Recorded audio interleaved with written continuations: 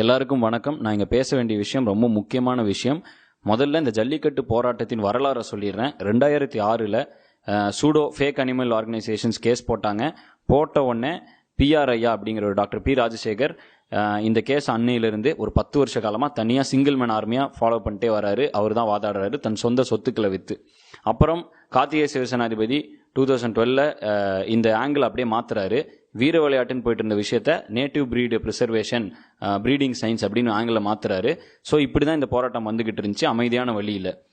2012 native புல்லை வந்து performing அனிமலாக include பண்ணதிலிருந்து என்ன ஆச்சு, அதுக்கு மேலே ஜல்லிக்கட்டு நடத்த முடியாது. 2011 வந்த தீர்ப்பு நடத்தலாம், ஏன்னா புல் அப்போ பர்ஃபார்மிங் அனிமல் இல்லை.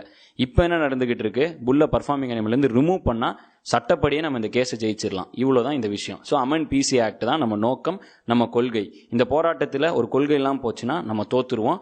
ரெண்டாவது, நான் இப்போ சொல்ல வேண்டிய முக்கியமான விஷயம், ஒரு ஃபாரினர் வந்து இன்னைக்கு மெரினாவில் வந்து அட்டாக் பண்ணிட்டாங்க, அதனால போலீஸ் வந்து அத்துமீறினாங்கன்னு சொல்கிறாங்க. அதே மாதிரி இன்னொரு விஷயம், ப்ரெஸ் பீப்புளை விடுறதில்ல. ஒன்று கொஞ்சம் ஸ்மார்ட்டாக யோசிச்சு பாருங்க. ப்ரெஸ் வந்து நேஷனல் மீடியா வந்து கவர் பண்ணாதான் டெல்லியில் இந்த பற்றி விஷயம் தெரியும். ப்ரெஸ்ஸை யூஸ் பண்ணிக்கங்க, அட்லீஸ்ட் உங்களோட பவருக்கு யூஸ் பண்ணிக்கங்க. இப்போ எல்லாரும் இறங்கி வராங்கன்னா ஏன்னா போராட்டம் வலுத்துருச்சு, அதனால இறங்கி வராங்க. இந்த டைமில் ஸ்மார்ட்டாக உங்களை யூஸ் பண்ணி உங்கள் விஷயம் என்ன, ஒரே ஒரு கொள்கை அமெண்ட் பிசி ஆக்டுங்கிற விஷயத்த சென்ட்ரலுக்கு எடுத்துகிட்டு போகிறதுக்கு இந்த ப்ரெஸ்ஸை யூஸ் பண்ணுங்க, நேஷனல் மீடியாவை யூஸ் பண்ணுங்க.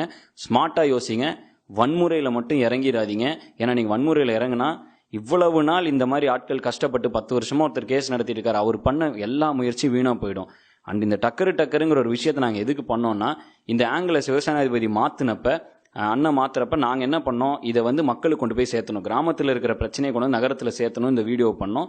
இது வந்து டோட்டலாக ஒரு எஜுகேஷனல் வீடியோ, அறிவுபூர்வமான விஷயத்துக்காக தான் இந்த வீடியோ பண்ணோம். இப்போ திடீர்னு வந்து இது நிறைய பேர் உணர்ச்சி வசப்பட்டு நிறைய ஒரு ஆங்கிளில் மாறுது. இது உணர்ச்சி வசப்பட வேண்டிய விஷயமே இல்லை. அறிவுபூர்வமாக சட்டப்படி இதை சந்திச்சு ஜெயிக்கலாம். எங்கெல்லாம் நீங்கள் போலீஸ் எதிரியாக நினைக்கிறீங்களோ அங்கெல்லாம் என்ன நடக்கும், நீங்கள் ரோட்டுக்கு வந்தால் கண்டிப்பாக போலீஸ் அடிப்பாங்க, அது லா அண்ட் ஆர்டர் பிரச்சனை. நீங்கள் வேற யாரையாவது தாக்குனீங்கன்னா போலீஸ் அடிப்பாங்க, லா அண்ட் ஆர்டர் பிரச்சனை.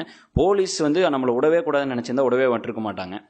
இப்போ போலீஸ் நம்ம பாதுகாவலர்களாக நம்ம யூஸ் பண்ணிக்கணும். ஏன்னா அவங்களும் பாதுகாப்பு தர ரெடியாக இருக்காங்க. சட்டையை கழட்டினா உள்ளே இருக்கிறது ஒரு தமிழன் தாங்கிறதையும் புரிஞ்சுக்குங்க.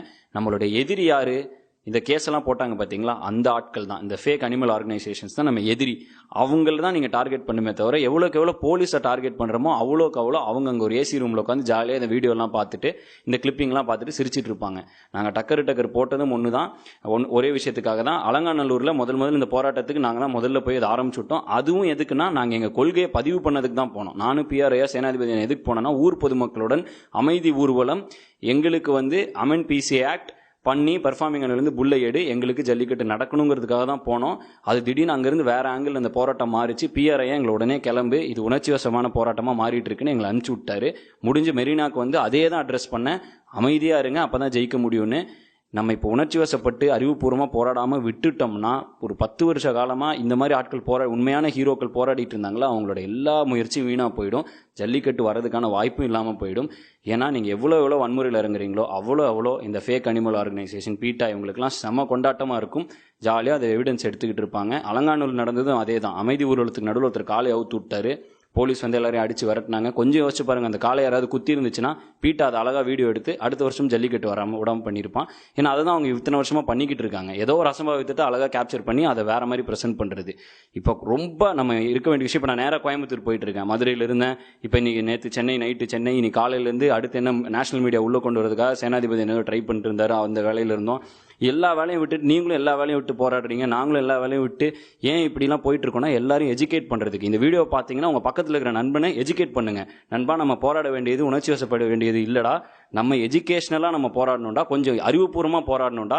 இந்த விஷயத்தை வச்சு அழகா அமெண்ட் பிசி ஆக்ட்னு ஒரே கொள்கையை வச்சு அப்பதான் இதுக்கு ஒரு நிரந்தர தீர்வு கிடைக்கும்.